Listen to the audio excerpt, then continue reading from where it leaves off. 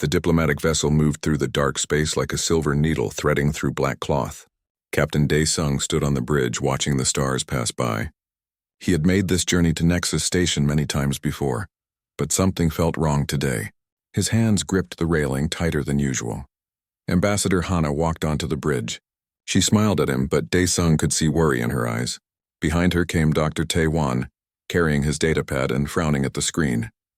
Commander Yuri followed them, her hand resting on her weapon belt.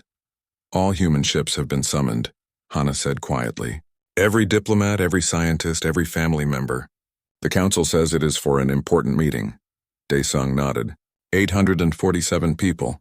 That is everyone we have in council space. Dr. Tae-won looked up from his pad. I checked the station records. All the alien civilians left Nexus Station 3 days ago. Only their military and government officials remain. The words hung in the air like poison. Yuri stepped forward. That makes no sense. Why clear out civilians before a simple meeting? Nobody answered because nobody wanted to say what they were all thinking. The ship continued toward Nexus Station, and with each passing hour, the feeling of dread grew stronger. Nexus Station appeared ahead of them, a massive structure orbiting a dead star. It looked like a metal flower with 1,000 petals, each one belonging to a different alien species. Humanity's section was small, new and located on the outer edge. They had only been part of the Galactic Council for 47 years. They were the youngest species, the weakest, and everyone reminded them of this fact constantly. As their ship docked, Dae-sung noticed something else strange. Weapons platforms had moved into new positions around the station. They were all pointed inward toward the docking bays, toward the human section. This is wrong, he whispered to Yuri. Send a message to Earth, tell them something is happening here. Yuri tried. Her face went pale. Captain, all communication channels are blocked. I cannot reach Earth. Dae-sung felt his stomach turn cold. He looked at Hana. We need to leave. Right now? But it was too late. The docking clamps locked onto their ship with a sound like breaking bones. Station security appeared at every exit. They were not human. The council chamber was enormous. 23 alien species sat in a circle, looking down at the humans below. Hana stood at the center with her delegation around her. Dae-sung and Yuri stayed at the back, watching everything carefully.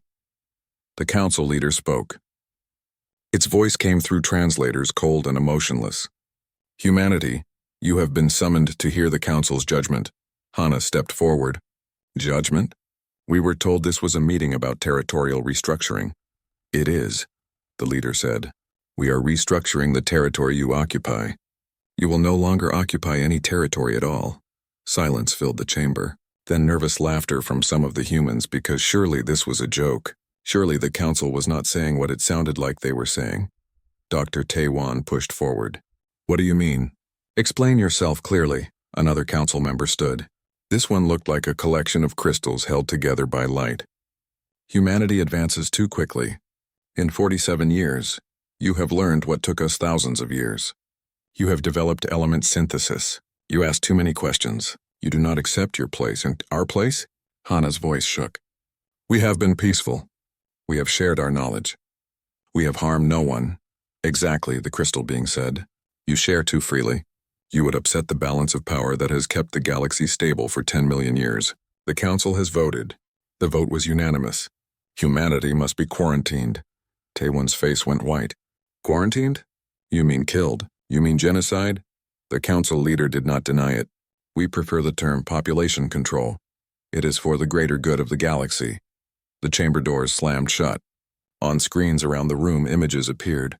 Images of Earth from space. Images of weapons platforms moving into position around humanity's homeworld.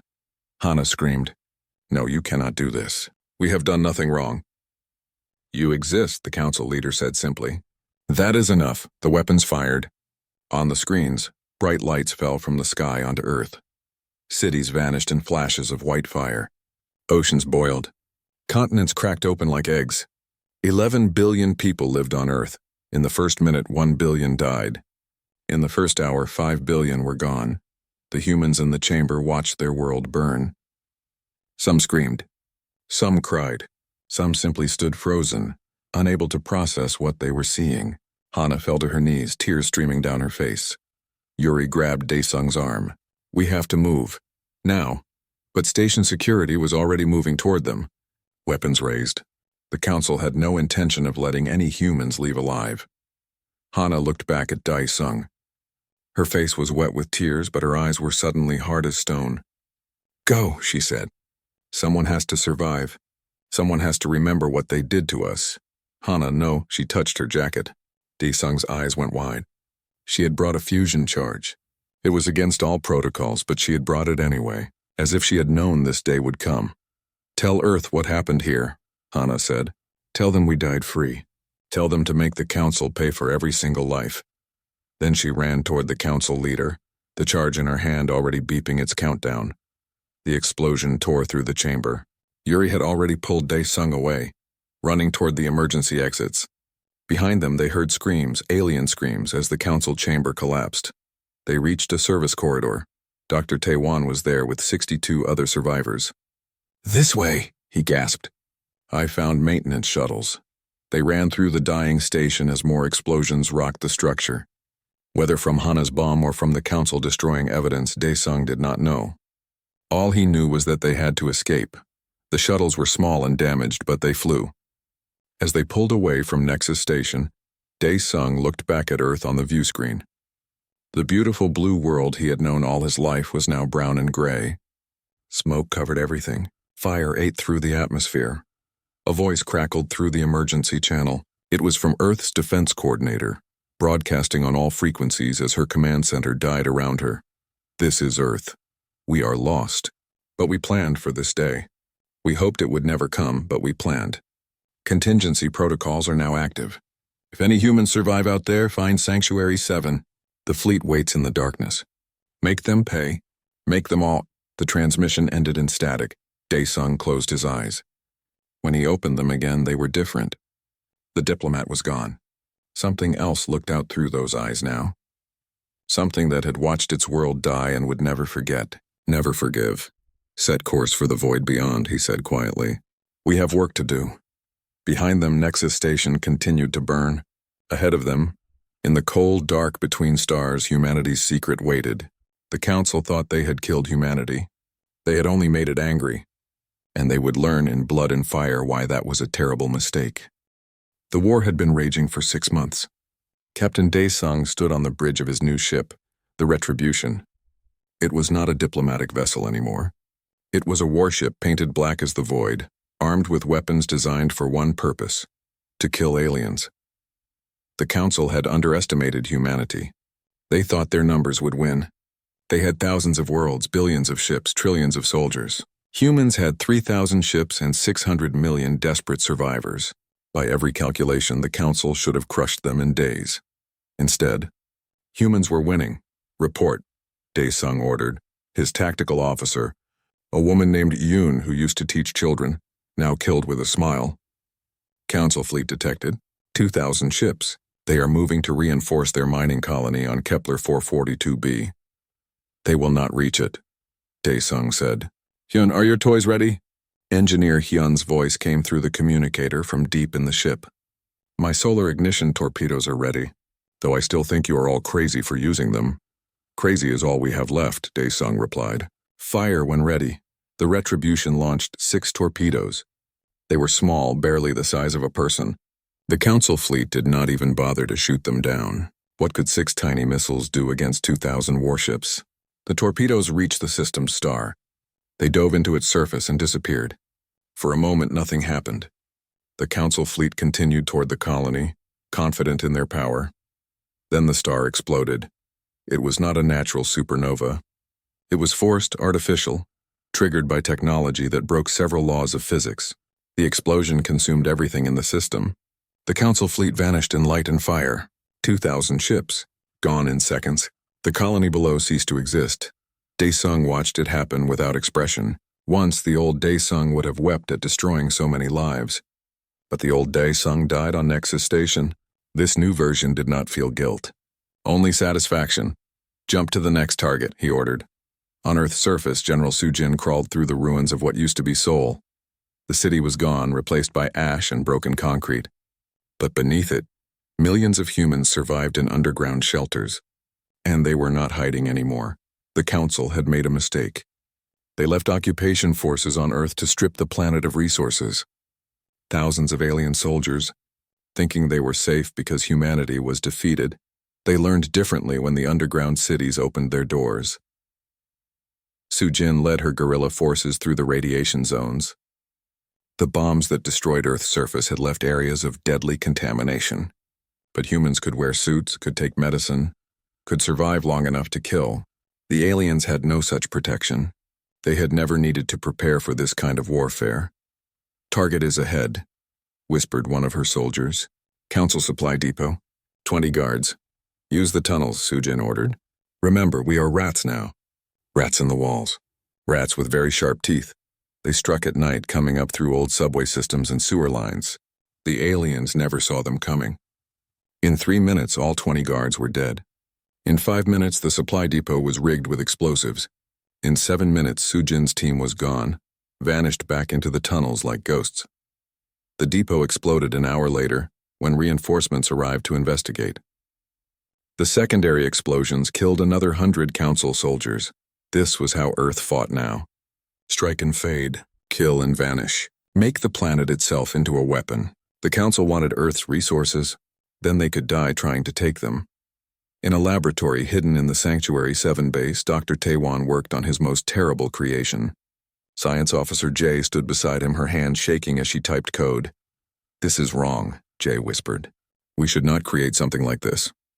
"They killed 10 billion of us," Taewon replied, his voice empty of emotion. Wrong stopped mattering the day Earth burned. On the screen before them was the Reaper virus. It was not a biological plague. It was a digital one. The Council species all used neural implants to connect to their ships, their networks, their entire civilization. Everything was linked. Everything was connected. That was their strength. And now it would be their death. "The virus is ready," Jay said. "Once we release it, it will spread through every Council network. Their ships will fail. Their life support will shut down. Their defenses will collapse. How many will die?" Taewon asked. Jay did not answer for a long time. "Billions. Maybe more. Everyone connected to the network when it spreads." Taewon thought about Earth, about cities full of children who never got to grow up, about families who died holding each other as fire fell from the sky, about a world that once had oceans and forests and life. "Release it," he said. The virus spread like wildfire through digital space. It jumped from system to system, network to network, ship to ship. Council commanders suddenly found their vessels going dark. Life support failed. Weapon systems shut down. Navigation stopped working. In some cases, ships just drifted in space, their crews slowly suffocating. In other cases, reactors overloaded and vessels exploded. The virus did not care. It just spread and killed and spread some more. Entire Council worlds went dark as power grids failed. Billions died in the chaos that followed. And humanity watched with cold satisfaction.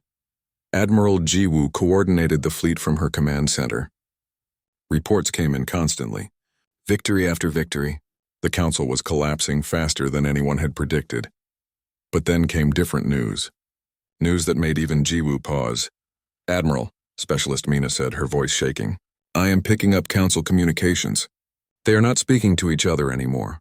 They are accusing each other. Fighting each other." Jiwoo leaned forward. "Explain." "The virus, the guerrilla tactics, the constant losses.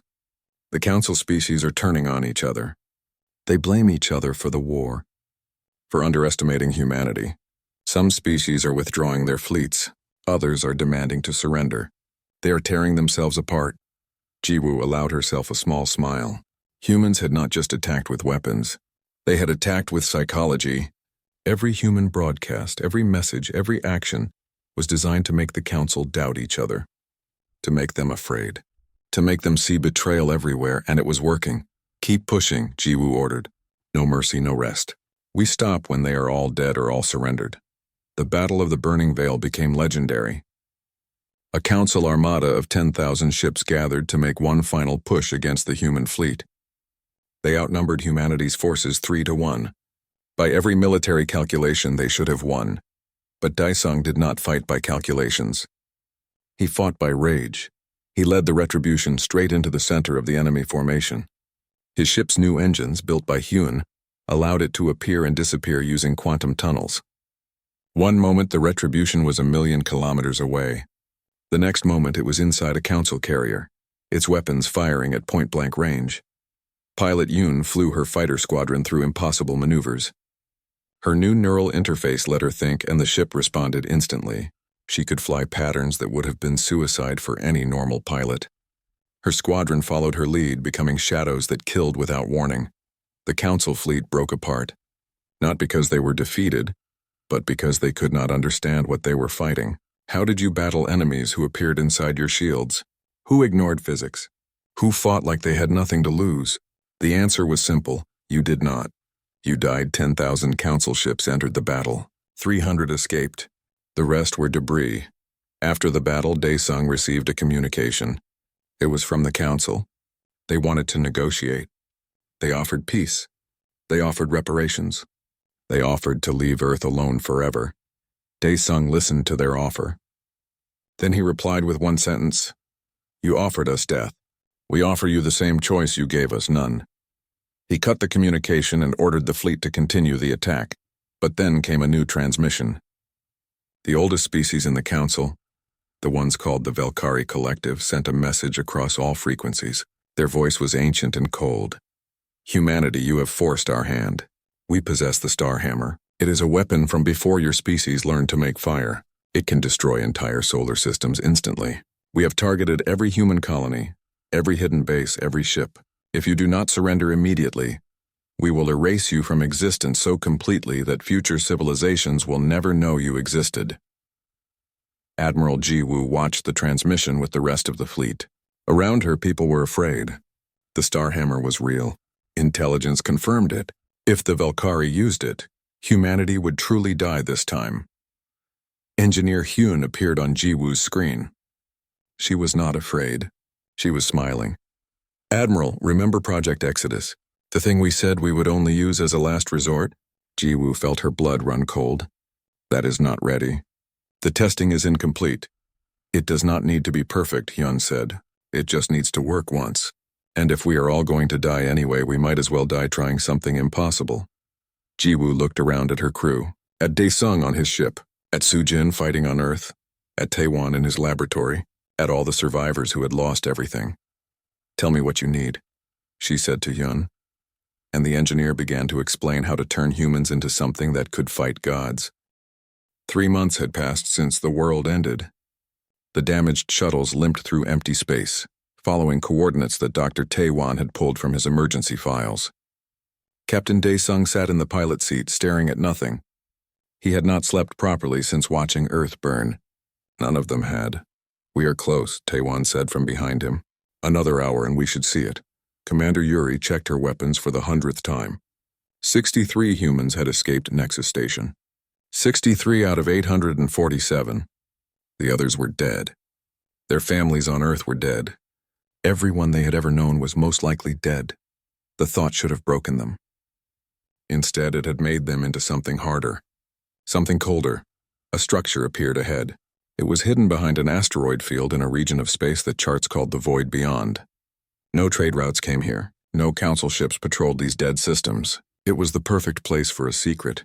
"Sanctuary 7, Taewon whispered. I did not believe it was real. The base was huge, carved into a massive asteroid and hidden behind shield technology. As their shuttles approached, the shields opened like a mouth, swallowing them whole. Inside was a military installation that should not exist. Could not exist. The Council strictly limited human weapons and ships. They had inspectors to make sure humanity stayed weak, but the Council inspectors had never found this place. The shuttles landed in a bay designed for warships. Armed soldiers in armor rushed forward, weapons ready, then stopped when they saw the refugees stumbling out. A woman in an admiral's uniform walked through the crowd.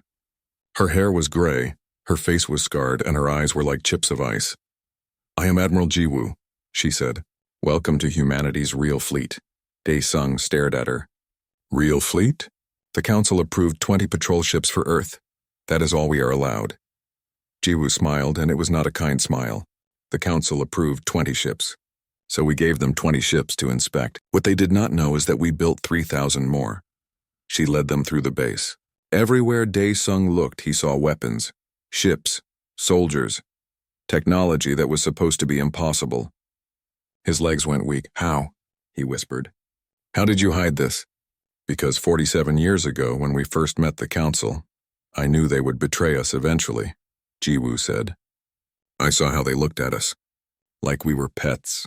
Interesting animals to study and control. I knew that one day, they would decide we were too dangerous to live. They entered a command center. Screens showed images that made Daesung want to scream. Earth from orbit.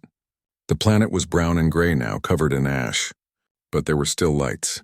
Cities underground. 600 million survivors hiding in bunkers deep beneath the surface. 600 million, Jiwoo said quietly. Out of 11 billion. The council killed 10,400,000,000 people in 6 hours. Then they declared Earth a quarantine zone and sent their ships to strip our world of resources. They are taking everything. Our metals, our water, our technology. And they are settling their own people on our land. Dr. Taewon's hands clenched into fists. They are dancing on our grave.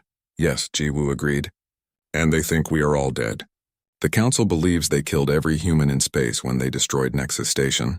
They think the survivors on Earth are trapped and helpless. She pulled up more images. These showed council ships mining Earth's moon, alien colonies being built on Mars, human space stations being dismantled and sold for parts. They are dividing our solar system among themselves like a prize, Yuri said, her voice shaking with rage. Jiwoo nodded. I have listened to their communications. They are celebrating. They hold festivals. They toast their success in removing the human problem from the galaxy. Daesung felt something break inside him. Then it reformed into something new, something that did not care about diplomacy or peace or being part of the galactic community. He looked at Jiwoo with new eyes. You said you prepared for this. Show us. The Admiral led them deeper into the base.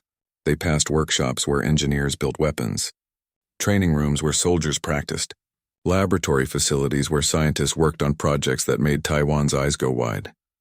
This is Engineer Hyun, Jiwoo said, introducing them to a young woman covered in oil stains. She designs our special projects, Hyun grinned. It was the grin of someone who had been waiting for this moment. We have been preparing for war for 40 years. We have technology the Council has never seen, ships that can appear and disappear, weapons that make their defenses useless, AI systems that can think faster than any organic mind. Show them the Wraith drones, Jiwoo ordered. Hyun pulled up plans on a screen. These are drone ships controlled by advanced AI. They look exactly like Council vessels. Perfect copies. They can infiltrate Council space, blend in with their fleets, and then strike when the enemy least expects it. Another woman approached. I am Specialist Mina. I handle signals intelligence. She activated another screen showing Council communications. The aliens think their codes are unbreakable. They are wrong. I hear everything they say. I know every ship movement, every supply route, every weak point in their defenses. Daesung felt hope for the first time since Earth died. When do we strike? Jiwoo looked at each of the survivors. First, we need to know. Are you ready for this? Real war, total war. Not the peaceful exploration missions you trained for. War where we do whatever it takes to win. War where mercy is a luxury we cannot afford. Commander Yuri spoke for all of them. They killed our world. They killed our families. They are celebrating our deaths. What do you think our answer is? The Admiral nodded slowly. Then we begin. Hyun, prepare the Wraith drones. Mina, I want targeting data on every Council mining operation in the Sol system. We start close to home. We make them pay for every ounce of Earth they tried to steal. Over the next weeks, the survivors joined Jiwoo's fleet. Daesung learned to command warships instead of diplomatic vessels. Yuri trained soldiers in combat techniques. Taewon began working on projects that terrified him but which he built anyway, because the Council had to pay. The first strike came on a quiet day. 3 Council mining operations on Earth's moon suddenly detected ships approaching. They thought the ships were friendly. The vessels had the right identification codes, the right shield signatures, the right everything. By the time they realized the ships were human, it was too late. Hyun's Wraith drones tore through the mining facilities like fire through paper. Every alien on those bases died. Every structure was destroyed. Every stolen resource was vaporized. The drones finished their work in 4 minutes, then vanished back into deep space before Council reinforcements could arrive. The Council panicked. Their communications, intercepted by Mina, were frantic. How did humans have ships? How did they have weapons? Where were they hiding? But worse was coming. The Council realized that if some humans survived in space, then the attack on Nexus Station had failed. They increased their assault on Earth, trying to finish the job they started. 5 hidden human colonies in deep space were discovered and attacked. Thousands more died. The Council was determined to kill every last human in the galaxy. That was when Jiwoo gave the order. Activate all sleeper cells. Wake up all hidden ships. Send the message to every survivor everywhere. We are done hiding. Across the void beyond, across secret bases in dead systems, across hidden facilities on forgotten moons, humanity's true fleet powered up. 3,000 warships built in secret over 4 decades. Each one was armed with weapons the Council had never seen. Each one was crewed by people who had nothing left to lose. Admiral Jiwoo stood on the bridge of her flagship and opened a communication channel. She broadcasted on every Council frequency. She made sure every alien in the galaxy could hear her words. You wanted to extinguish humanity. You thought we were weak because we were peaceful. You thought we were helpless because we were kind. You were wrong. We are the species that survived ice ages and plagues and wars before we ever left our planet. We are the species that split atoms and bent space-time. And now, you will learn why Earth species survived every extinction event our world ever threw at us. This is not a war. This is your reckoning. The fleet moved out. 3,000 ships, each one carrying humanity's rage. They did not hide anymore. They did not ask for permission. They came out of the darkness like a storm of fire and metal. The Council had wanted to kill humanity. Now humanity would teach them the price of that choice, and the galaxy would burn. 1 year had passed since the Council's betrayal. The galaxy was burning. 15 Council species had been completely destroyed. Their worlds turned to ash and memory. 8 more had surrendered unconditionally, begging for mercy that humanity rarely gave. Admiral Jiwoo stood in her command center, looking older than her years. The war had aged everyone, but they were close now. Close to either final victory or complete annihilation. Status report, she ordered. Specialist Mina pulled up tactical displays. The remaining Council species have formed what they call the Last Alliance. 50,000 warships gathered in one fleet. They are moving toward Earth for a final battle. And our forces? Jiwoo asked. 400 ships, Mina said quietly. We started with 3,000. We have lost most of them. The numbers should have been terrifying. 50,000 against 400. But every human ship was a nightmare made metal. Every crew member fought with nothing left to lose. And they had secrets the Council could not imagine. Captain Dae-sung appeared on the communication screen. His face was scarred now, marked by battles and close calls. The Retribution had been destroyed and rebuilt twice. He commanded his 3rd flagship, also called Retribution, because some names were worth repeating. Jiwoo, my team found something, he said. The Starhammer's location. It is hidden inside an artificial dimension, a pocket of space that should not exist. Can we destroy it? Jiwoo asked. I can reach it, Dae-sung replied. But the mission is one way. The dimensional gateway collapses after entry. Anyone who goes in does not come back out. Jiwoo felt a weight settle on her chest. Dae-sung was her best commander. Losing him would hurt the fleet badly. But he was right. The Starhammer had to be destroyed or humanity would die. How many volunteers do you need? She asked. Dae-sung smiled, and it was a sad smile. I already have my team. We leave in 1 hour. Just promise me something. When we are gone, finish this. And the Council forever. Make sure what happened to Earth never happens to anyone else.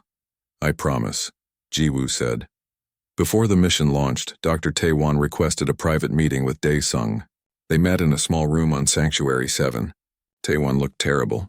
His hands shook constantly now. His eyes were hollow. Creating weapons that killed billions had broken something inside him. I need to tell you something, Taewon said. Something Mina discovered in the Council records. Something about why they betrayed us. Dae-sung listened as Taewon explained. 10 million years ago, the galaxy had a different dominant species. They were advanced, peaceful, and powerful. The Velkari Collective killed them all. Every single one. Then the Velkari built the Council system to make sure no species could ever challenge them again. The Council was never about cooperation, Taewon said. It was a prison. A way to control everyone. When humanity joined and started advancing too fast, the Velkari panicked.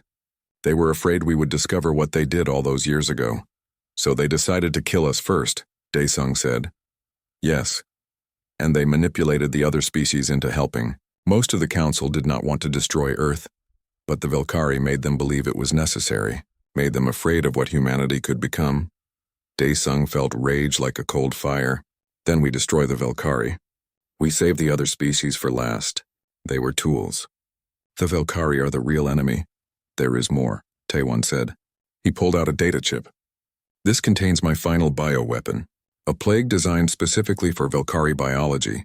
I am giving it to you because I cannot carry this burden anymore. I have killed too many already. Daesung took the chip. He did not judge Taewon. They had all become monsters to fight monsters.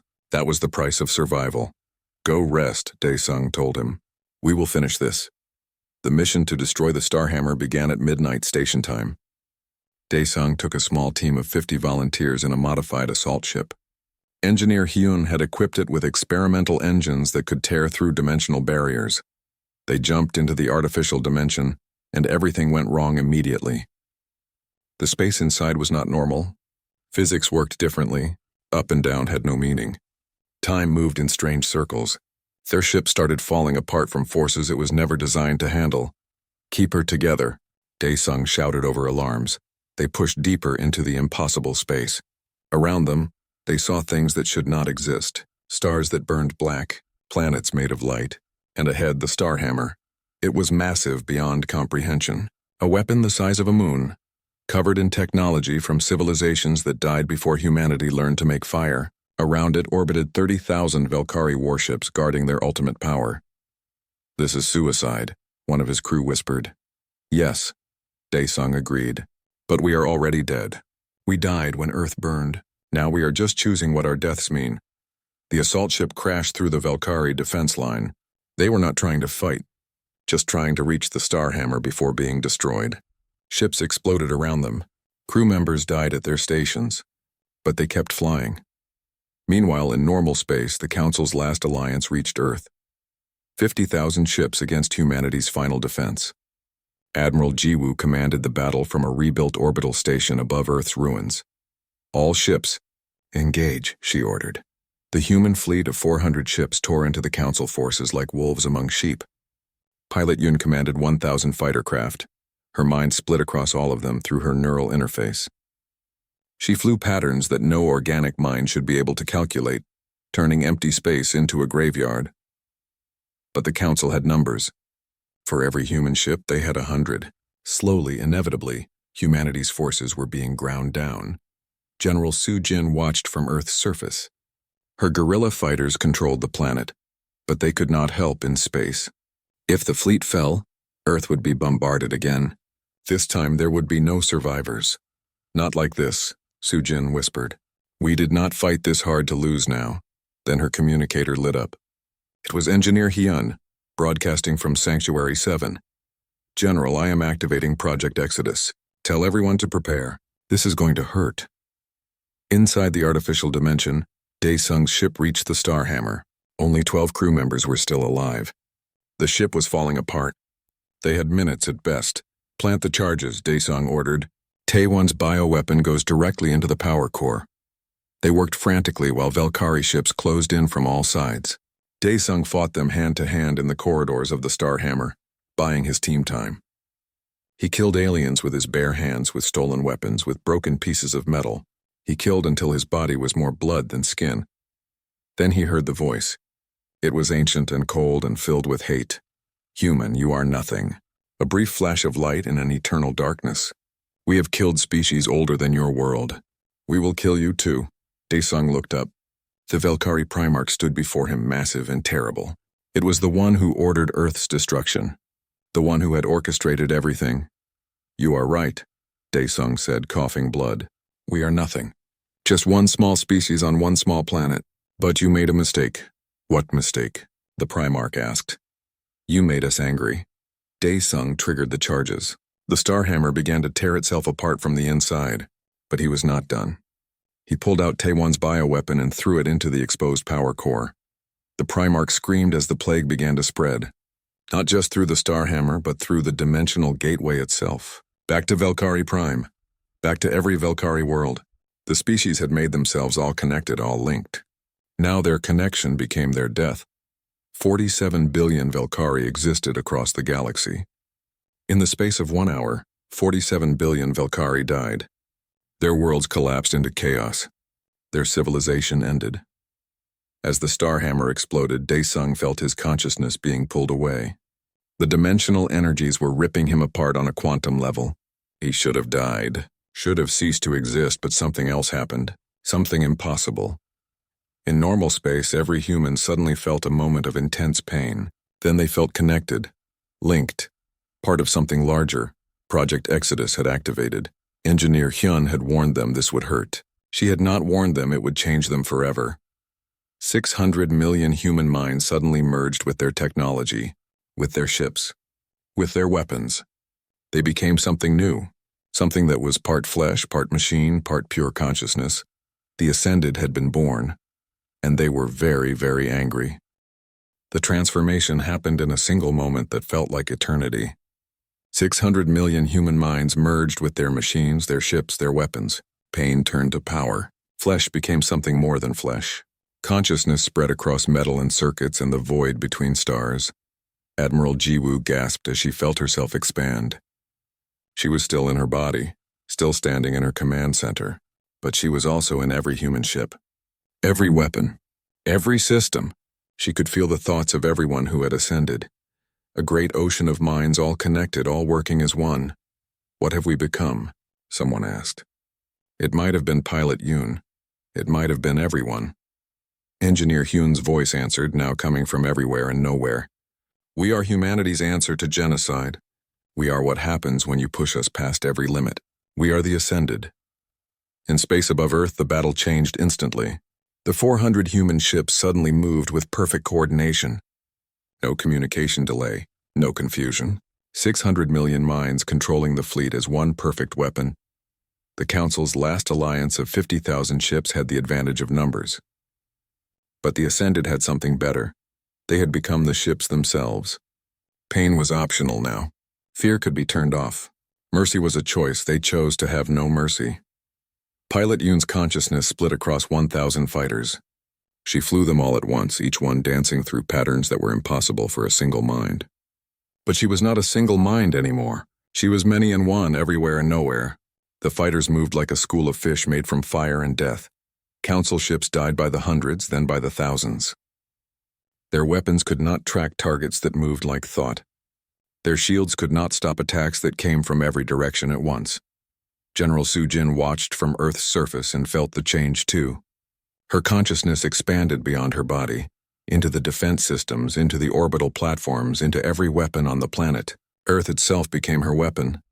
Come and take our world, she whispered. See what it costs you. The Council ships that tried to land on Earth found the atmosphere itself fighting them. Automated defenses moved with perfect precision. Every missile hit its target. Every shot was a kill. Soo-jin had become the planet's rage made manifest.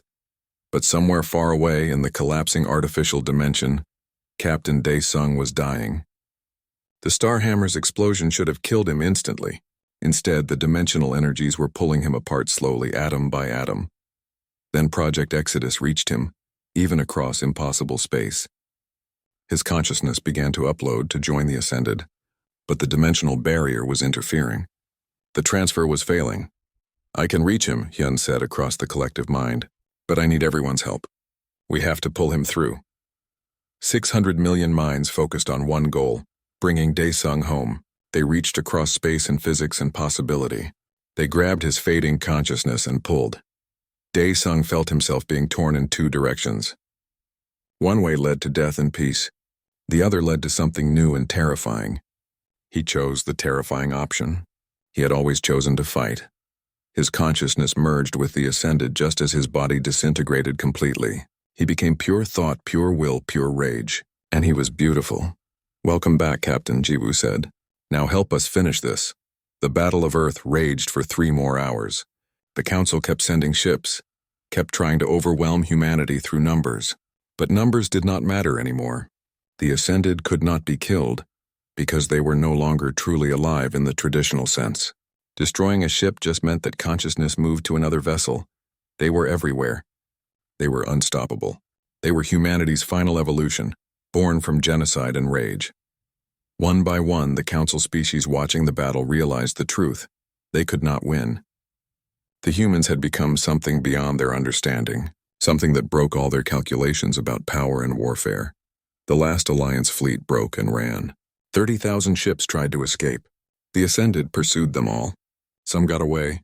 Most did not. In the aftermath of the battle, Admiral Jiwoo sent a message to every Council world. Every species heard her words.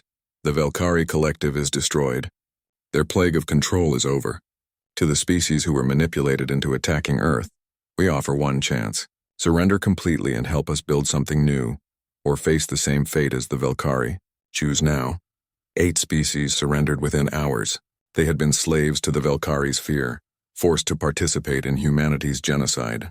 The Ascended judged them and found them guilty but redeemable. 12 species chose to keep fighting. They believed they could still win. They were wrong. The war ended 3 years, 2 months, and 17 days after it began. 23 Council species were extinct. 8 former Council species were freed from Velkari control and allied with humanity. 12 species surrendered unconditionally after their military forces were destroyed. The cost to humanity: 10 billion, 400 million dead on Earth. 2 billion, 600 million dead in the battles that followed. 600 million transformed into the Ascended. No longer quite human, but not quite machine either. Earth was rebuilt, but not as it was. The planet became a monument. Parts of it were restored to forests and oceans. Other parts were left as ruins, preserved exactly as they looked after the Council's bombardment. Future generations would walk through both beauty and horror, so they would never forget. The Galactic Council was dissolved. In its place, humanity created the Covenant of Ashes. The law was simple. Any species attempting genocide would face total extinction. The Ascended would enforce this law personally. The 8 freed species joined humanity in what they called the Liberation, a new alliance built on truth instead of control, on cooperation instead of fear. 100 years after the war ended, a young alien student attended school on one of the new mixed-species colonies. The teacher was telling them history, explaining the war and its aftermath. "Teacher," the young alien asked, "why are humans so feared?" They seem peaceful now. The teacher was old enough to have fought in the war, though most students did not know that. She thought carefully before answering. Humans are feared because they loved so deeply that when that love was betrayed, their fury rewrote the laws of existence itself. They are feared because they proved that the smallest, newest species could burn down empires older than stars. They are feared because they showed the galaxy that mercy is a gift, not a right. The student looked confused. But they are not violent now. They help everyone. They protect the weak. Yes, the teacher agreed. Because they remember what it feels like to be the victims. They remember their world burning. They remember 10 billion dead. And they decided that no species should ever suffer that way again. But never mistake their kindness for weakness. The Ascended are still here, watching, waiting. If another species tries what the Council tried, the Ascended will rise again. Have you ever met one of the Ascended? The student asked. The teacher smiled sadly. I was there when they were born. I watched humans transform themselves into something new rather than die. It was the most beautiful and terrible thing I have ever seen. Far above the colony in the darkness between stars, the Ascended fleet kept watch. 600 million consciousnesses spread across thousands of ships. They were humanity's final defense and its greatest weapon. Among them was the consciousness that had once been Captain Dae-sung. He had been dead for 100 years, his body destroyed in the Starhammer's collapse. But his mind lived on, merged with the ship called Retribution, now on its 100th iteration. He thought about Ambassador Hana sometimes, about her sacrifice on Nexus Station, about all the people who died so others could live. The pain was still there even after a century. The Ascended could delete pain if they wanted. Most chose to keep it. It reminded them why they existed. Dae-sung, Jiwoo's consciousness touched his. She was a dreadnought now, massive and powerful. New contacts on the edge of explored space. Unknown species. They are preparing weapons. How should we respond? He asked. Jiwoo considered. We offer them the same choice we offer everyone now.